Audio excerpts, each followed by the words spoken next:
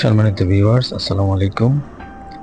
এখানে ওয়াল টাইলসের যে ক্র্যাকগুলো দেখা যায়, এগুলো সাধারণত শুধু সারফেসের সমস্যা না, এর পিছনে স্ট্রাকচার এবং ম্যাটেরিয়াল সম্পর্কিত বেশ কিছু কারণ লুকিয়ে আছে, যেগুলো অনেক সময় খালি চোখে বোঝা যায় না।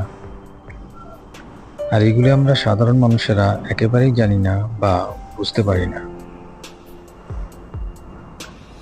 সংক্ষেপে প্রধান কারণগুলি হলো অপর্যাপ্ত সয়েল কম্প্যাকশন, ডিফারেন্সিয়াল সেটেলমেন্ট বা অসমভাবে মাটি বসে যাওয়া, ফাউন্ডেশন বা পাইলিংয়ের ডিফেক্ট, থার্মাল এক্সপ্যানশন বা কন্ট্রাকশন, দুর্বল মর্টার বা adhesive quality, low quality substrate,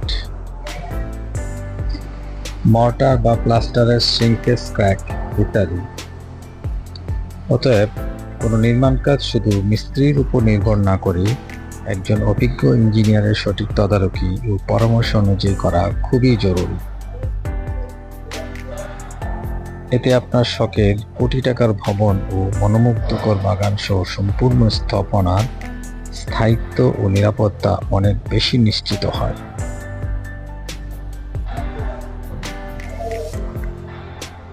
সবাইকে অসংখ্য ধন্যবাদ। আল্লাহ হাফেজ।